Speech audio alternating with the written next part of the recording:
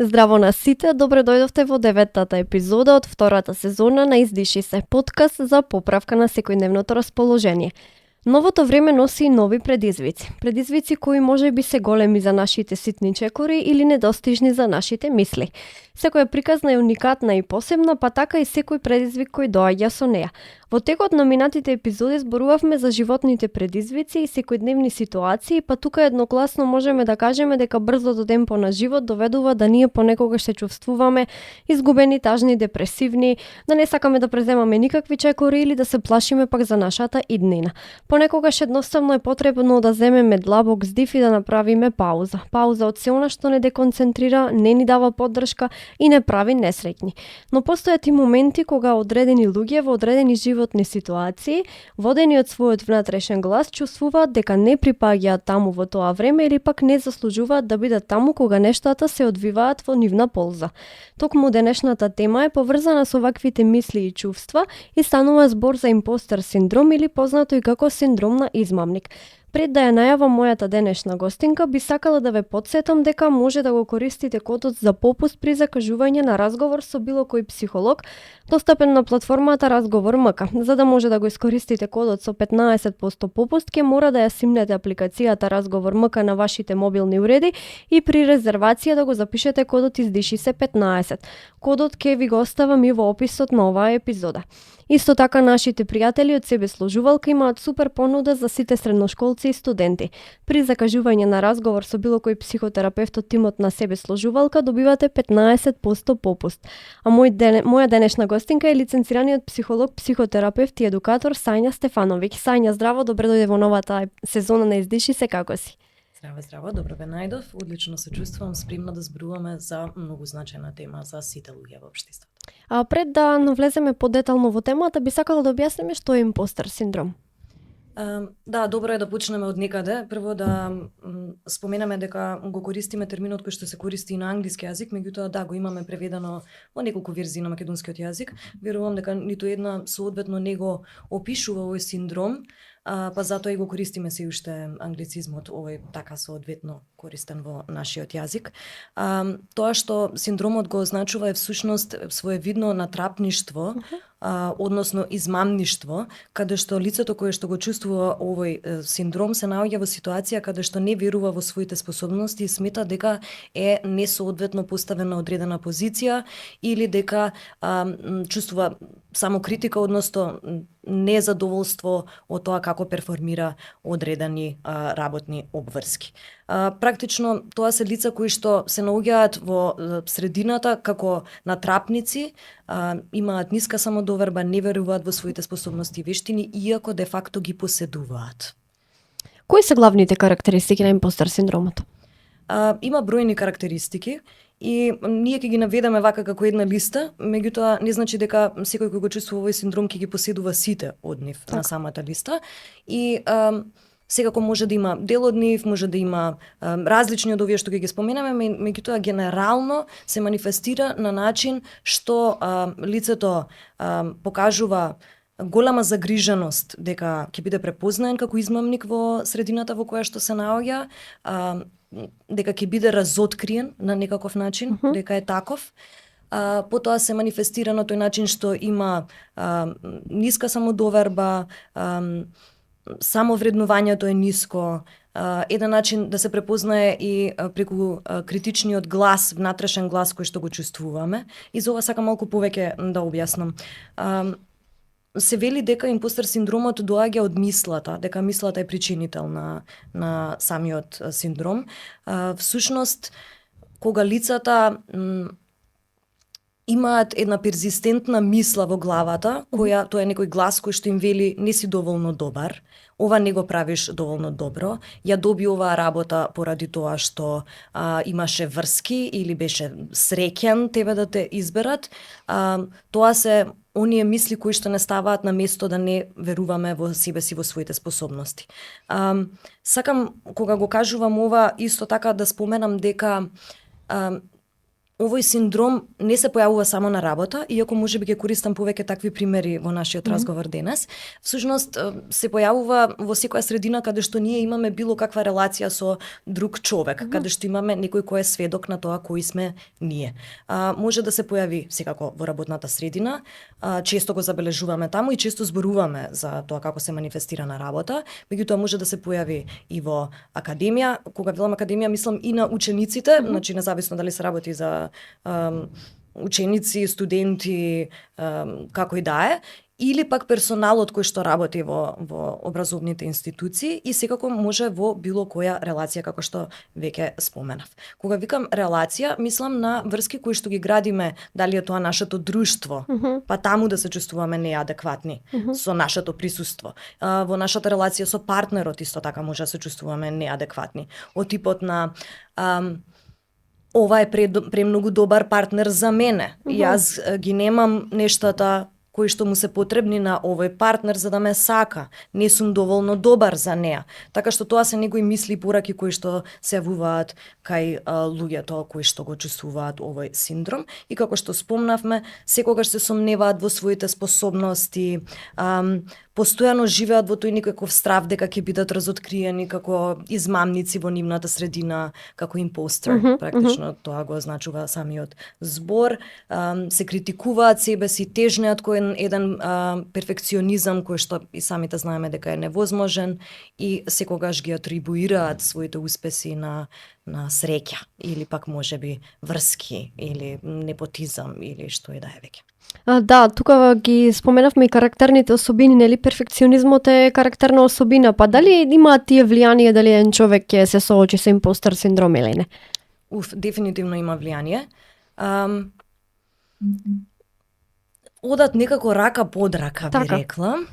Многу често се случува кога ги дополнително тестираат лицата кои што пројавуваат некакви симптоми на импостер синдром, еден од главните причинители да биде самиот перфекционизам. Да објасниме за слушателите што тоа значи. Тоа значи кога некој тежне кон совршенството и секогаш се чувствува крајно незадоволно доколку исходот од тоа нешто што го прават не е апсолутното совршенство. Така. И сега да се вратиме еден чекор назад. Како што реков, знаеме дека такво нешто не постои. Едноставно е недостижно, а дури кога би го достигнале, секогаш кога разговарам со луѓе на оваа тема, им споменувам дека истовремено ќе биде најдосадното нешто што може да ни се случи. Затоа што несовршеностите ги прават работите уникатни и различни и нешто според кое можеме да се идентификуваме. Ми беше интересно дека стигнавме повторно до перфекционизмот, а секако и со Елена имавте можност да позборувате за тоа. Мене од мојата драга колешка ми остана реченицата дека е подобро да биде завршено отколку совршено. Да. И тука и лицата кои што имаат импостер синдроми многу често се лизгаат на тој чекор да ги завршат работите, бидејќи се извонредно самокритични, никогаш не се задоволни од тоа што е исход на нивната работа и уште помалку се доволно храбри за да го покажат кон светот. И некогаш се случува да влезат во еден луп каде што се вртат во кругот на незавршување работи, кој што за мене лично е повеќе како некаква своевидна парализа, каде што влегуваат во фриз мод од стравот дека ќе бидат искритикувани, осудени, препознаени како натрапник, така што е доста битна, но и парализирачка позиција за која што зборуваме во моментов. Какви видови на импостер синдром постојат? Има различни класификации. Јас сега ќе одберам една многу едноставна за која што сакам да зборувам, бидејќи не е идејата сега ние да се расфрламе со некакви теории тука, а при тоа слушателите да не разберат. Така што ќе искористам еден едноставен пример за да ги објасниме. Постојат два вида на импостер синдром. Првиот е јас го нарекувам личниот и секако меѓу човечкиот. Личниот е оној кога ние сме директно самокритични кон себе си, кон тоа што ние го правиме. Значи, од нас за нас доаѓа камшикот, практично, вака си се камшикуваме. Меѓутоа, и во вториот случај се камшикуваме себе си, меѓутоа поради очекувањето дека осудата ќе дојде од надвор. другите ќе ме оценат мене како ваков, некаков или слично. Значи, нашата вредност доаѓа преку очите на другите луѓе. Јас сум Така. онолку вреден колку што другите ќе проценат дека сум вреден, меѓутоа сум сигурен дека ќе ме проценат како недоволно вреден, бидејќи јас ова апсолутно не го заслужувам, не ми е местото тука, не знам што правам во условите во кои што се наоѓам. Пред да ја снимиме оваа епизода, прочитав едно истражување направено во 2019 година кое покажало дека поголема е веројатноста жените да доживеат импостер синдром од мажите. Па дали може да се направи некаква разлика кај кого е повеќе застапен, дали кај мажи или кај жени? Многу интересно што го носиш ова, додека истражував за емисијата и јас најдов доста истражувања што покажуваат дека статистички жените повеќе искусуваат ваква состојба отколку мажите. И секако дека ова може да биде мултифакторно, односно да доаѓа од средината во која што живееме, односно како се перцепира жената како професионалец пред се, бидејќи најчесто таму се чувствуваат жените неадекватни, иако може да биде и во мајчинството, може да биде и во домот, бидејќи се извонредни жонглери, балансираат илјадници работи на секојдневно ниво, така што таа неадекватност, меѓутоа истовремено со извонредно големи очекувања дека треба да испорачаат на вистина многу, некако ми е како еден посебен коктел што го добиваат жените како предиспозиција за да почнат да се чувствуваат на некаков начин. И да, многу истражувања го посочуваат токму тоа. Се изненадив дека можеби и овој термин, односно овој феномен психолошки, почнал да биде истражуван најмногу поради тоа што жени пројавувале некакви симптоми врзани за несоодветноста. Па отаму почнало повеќе да се истражува најпрвин со жени, па тоа секако се ширало на целата популација, за денеска да сватиме дека иако процентот е поголем кај жените, тоа не ги исклучува мажите и тие и текако се чувствуваат несоодветно на различни позиции, па дури можеби и ударот кон нив е за нијанса поголем, поради тоа што кај нив е пропратен со срамот од непризнавањето дека се чувствуваат на некаков начин, бидејќи секогаш нели мажот треба да биде нешто што сме му придале ние како епитет. Да. Па тоа баш ми беше и наредното прашање. Тука се Кейт Винслет, Леди Гага, Мишел Обама, Том Хенкс, Натали Портман. Сите тие во некој интервју искази кажале дека се соочуваат со импостер синдром. Па тука ме интересира како влијае тој врз нашите секојдневни активности, врз извршувањето на нашите вообичаени действија. Интересно прашање. Да, не ги одминува славните личности. Да. Јас само неславни, славните не ги опфаќам, ги опфаќа сите. И не се знае каде ќе удри. И секако мора да земеме предвид дека може дефинитивно да влијае на нашата перформанса и дефинитивно може да влијае на нашата мотивација. Веќе зборувавме оваа тема во некоја претходна епизода, така што се некако поврзани овие теми, затоа што ако не веруваш во себе си, не мислиш дека си на соодветното место, не мислиш дека го даваш својот максимум, нема да сакаш да го правиш тоа. Баш некако размислувам кој би бил првиот чекор, кога ќе го првиот симптом условно кажано. И првиот симптом веројатно се појавува некаде каде што ќе се даде првата задача, условно кажано. Например, треба да го завршиш овој извештај. И првото нешто што се случува е стравот, паниката. Како е, па јас не знам, леле, не сум го правел ова досега, или пак можеби дали овој пат ќе успеам како минатиот пат, и бидејќи знаеме дека овие луѓе се способни. Тоа не е сомнежот. Сомнежот е личен и неоснован во нивниот случај. Така што следното нешто што би било е дали ќе влезат да ја извршат задачата која е пред нив или ќе се повлачат. Ако влезат да ја извршуваат задачата, супер, значи биле храбри, се isforsirали и влегле во можеби борба со тоа што е задача, меѓутоа сепак биле доволно храбри да одат чекор понатаму.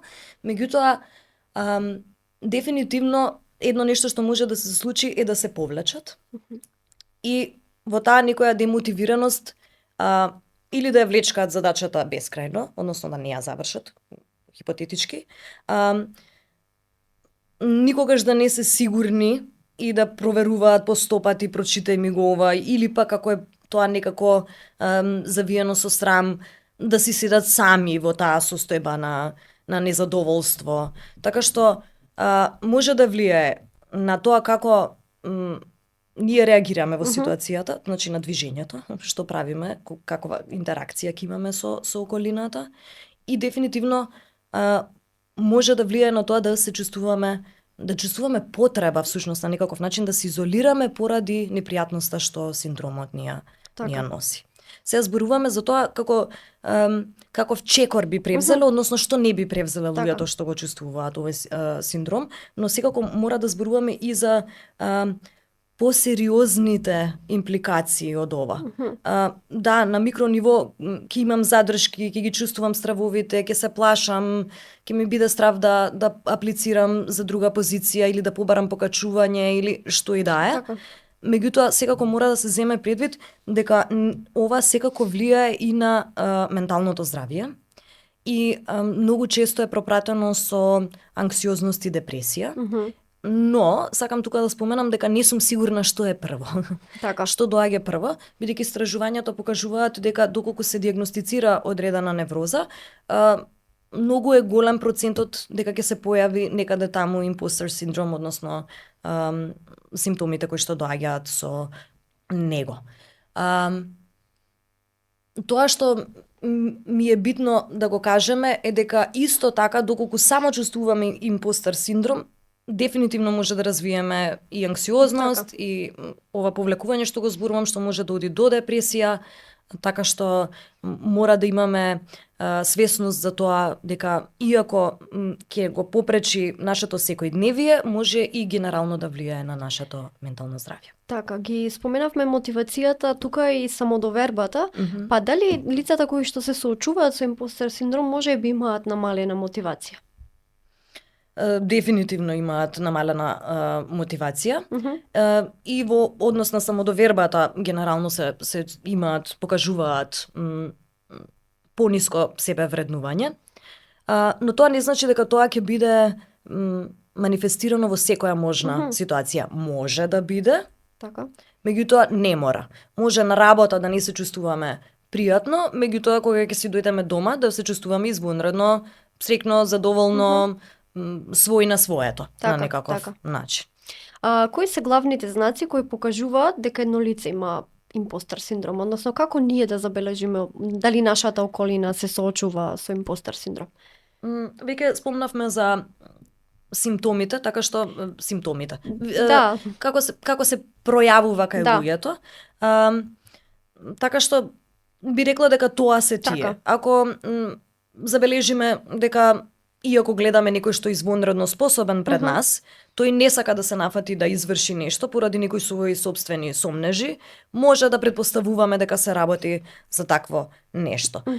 Меѓутоа, за да постои некакво диагностицирање, иако сакам да споменам дека ова не е диагноза вистинска, барем не е според DSM или МКБ, значи тоа се нашите прирачници според кои диагностицираме, не постои како засебна диагноза, меѓутоа секако за да се препознае, може да се разговара со психолог или психотерапевт кои што имаат веќе некакви предзнаења за оваа состојба и ќе може да му помогнат на човекот полесно да ја препознае кај себе си доколку ја има секако и да ја препознава кај другите околу себе доколку сака да даде некаква поддршка за другите луѓе во својата околина. Дали може би постојат некои тестирања кои што би покажале дека интересно прашање со импостер синдром?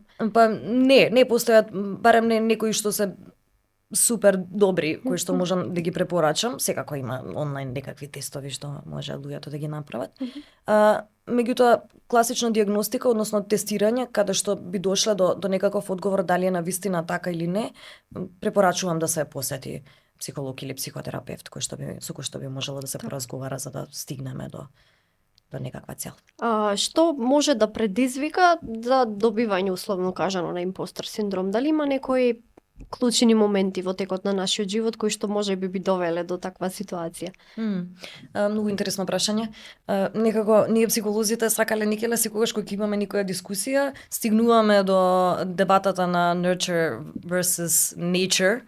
Дали сме родени со тоа или ни се создало по социјален пат преку околината во која што се наоѓаме.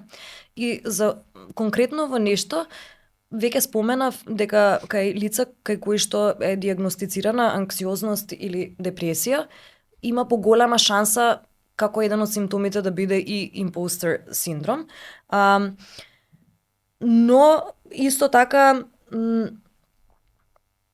освен тоа е значајно да споменаме дека е многу значајно од каде доаѓаме. Така. Секако, секој човек си е за себе и е мултифакторно вакво нешто и може да дојде од многу различни страни. Меѓутоа, сакам да дадам неколку примери за да го доближам ова како тема. Например, доколку лицето кое што го искусува ова, се израснало во средина, во некоја семејна средина, каде што искусува извонредно многу критика. Постојано подлежи на критика од своите родители, дека не е доволно добар, дека никогаш нема да успее, дека ништо не е доволно и слично, може да го превземе ова како свој патерн, како една шема на однесување, која што ќе ја преповторува понатаму во животот, бидејќи пораките што ги добива од основната средина во која што се наоѓа во тој момент е ти не си доволно добар.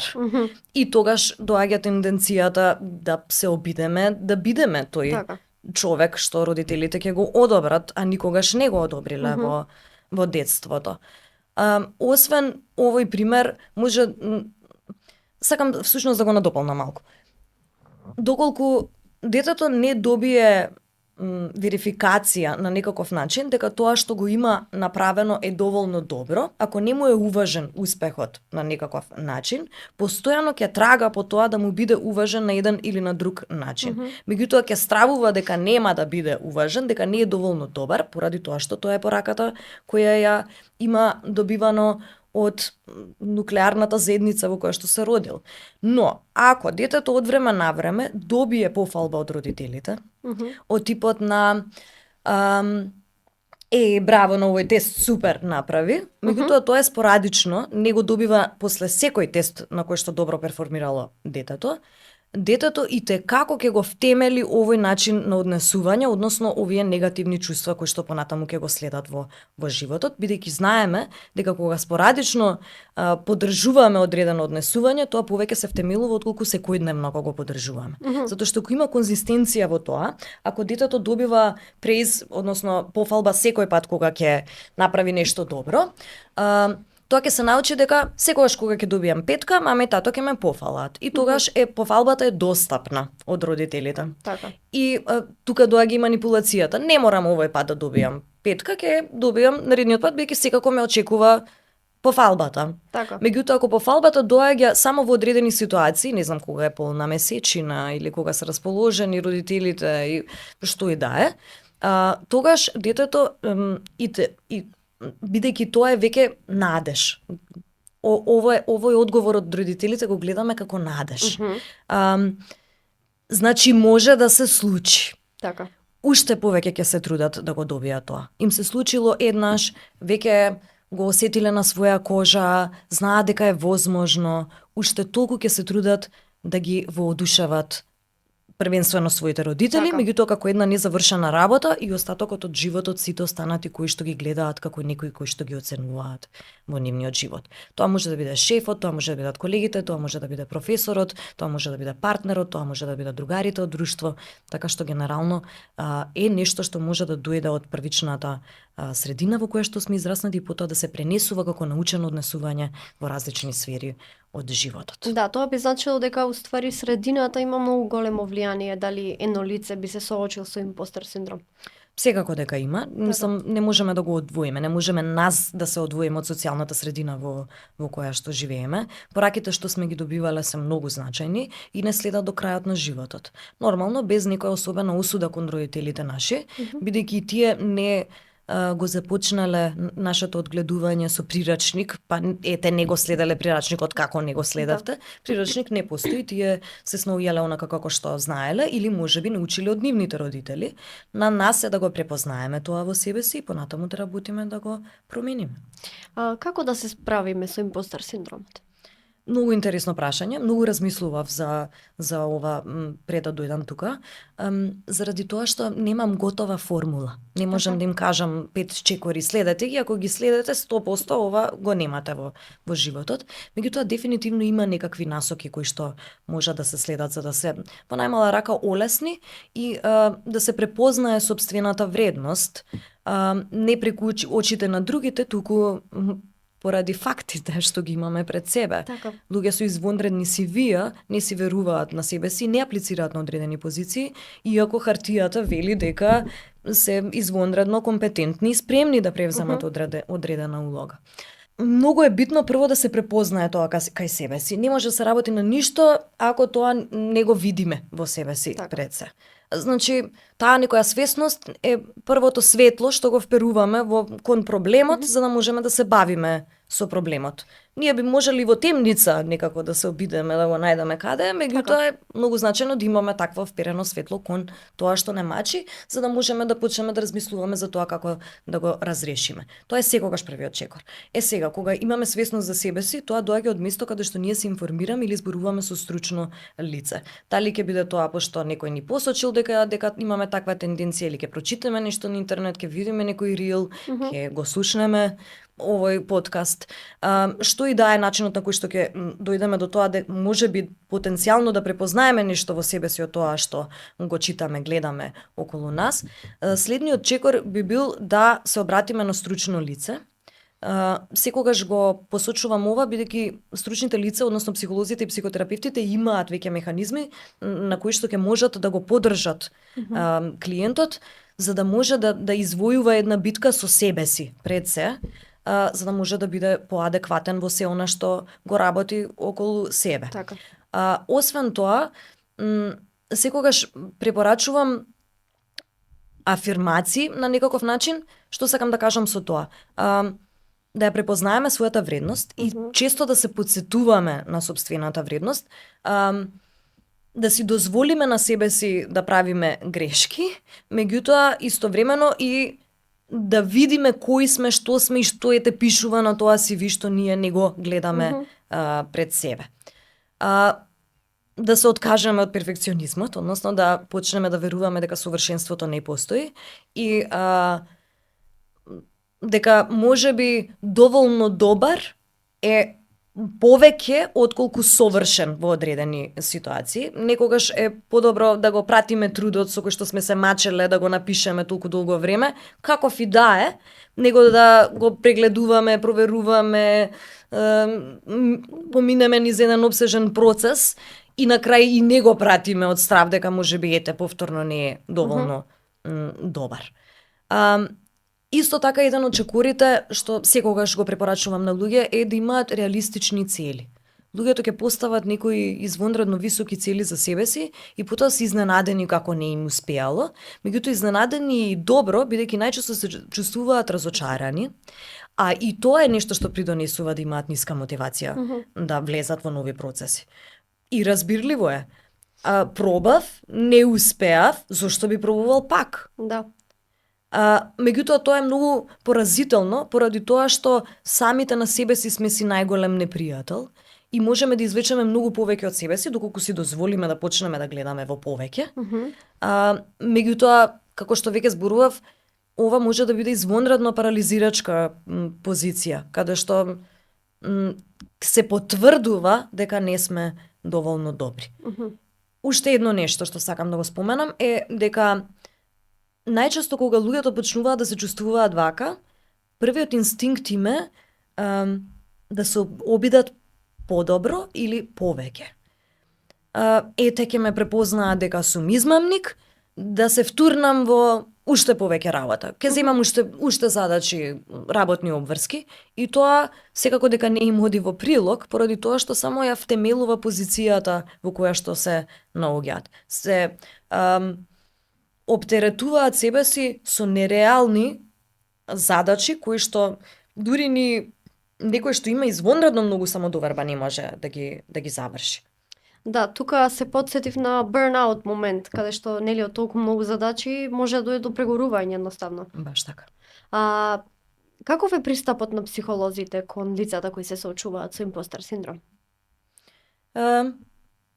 Најразлични пристапи Мгм. има.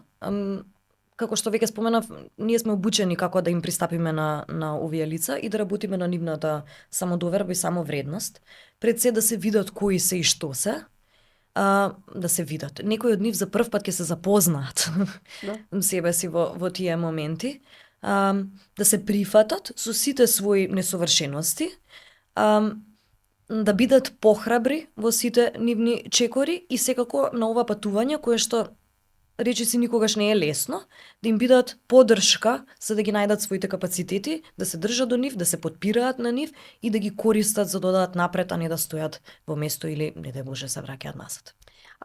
Кога зборуваме за импостер синдром, мислам дека е значајно да споменеме и за Данинг-Кругеров ефект. Што представува и кои се неговите главни карактеристики? Многу е интересно дека го спомена ова. Овој ефект е всушност како јас го доживувам како нешто што е спротивно. Тоа се лица кои што имаат своје видни делузии дека се повеќе квалификувани за една работна позиција, не помалку квалификувани. Значи не гледаат реалноста таква каква што е, туку си даваат себе си некакви атрибути кои што не им припаѓаат, за да си оправдаат одредено однесување, за да напредуваат во животот или само поради тоа што е некаква делузивна перцепција за себе си. Од што најмногу зависи дали една личност ќе се соочи со импостер синдром или со Данинг-Кругеров ефект? Немам точен одговор Така. на ова и извонредно мултифакторно. На се може да влијае на ова. Може да влијае како што зборувавме средината од кој што доаѓаме, социјалниот контекст во кој што се наоѓаме во моментот, очекувањата, личноста сама по себе, така што има извонредно голема листа на нешта кои што ќе влијаат како Така. ќе се манифестира нешто кај нас. Твои совети и препораки за некој кој се соочува со импостер синдром? За мене е многу значајно луѓето да се запознаат со темата, да читаат, слушаат, гледаат повеќе, да зборуваат со блиските за оваа тема и тргнувајќи од тоа место да видат каде се наоѓаат тие на листата Така. на симптоми, што од тоа имаат, што од тоа немаат, на што мислат дека треба да се работи и слично. А да не очајуваат. Длабоко сум уверена дека ова е нешто на кое што може да се работи и од тоа место дефинитивно би сакала да ги инспирирам да си побараат помош ако не можат сами. Секогаш има некој што ќе ги поддржи, ќе им даде соодветна средина каде што ќе можат да растат и да се развиваат и секако да ги надминат сите овие потешкоти. Сања, ти благодарам на гостувањето. Фала ти многу. А вие, драги гледачи, не заборавајте дека мотивацијата и фокусот кон она што ви е најважно е доста добра причина да не се откажете и секогаш да верувате во себе. Колку и да мислите дека не сте заслужиле одреден успех во вашата кариера, верувајте дека тоа е награда за вашиот напорен труд и вашата огромна желба. Исправете се и стоите рамо до рамо со вашите успеси и бидете секогаш со крената глава. Би сакала да ве потсетам дека може да го користите кодот за попуст при закажување на разговор со било кој психолог, достапен на платформата Разговор МК. За да може да го искористите кодот со 15% попуст, ќе мора да ја симнете апликацијата Разговор МК на вашите мобилни уреди и при резервација да го запишете кодот издиши се 15. Кодот секако ќе ви го оставам и во описот на оваа епизода. Исто така и нашите пријатели од Себеслужувалка имаат супер понуда за сите студенти и средношколци. При закажување на разговор со било кој психотерапевт од тимот на Себеслужувалка добивате 15% попуст. За крај би сакала да додадам дека не сте сами, секогаш можете да се подпрете на сигурно рамо, а тоа е она на психолозите и психотерапевтите. Тие ќе ве насочат како да се изборите со сите ваши животни предизвици и ситуации.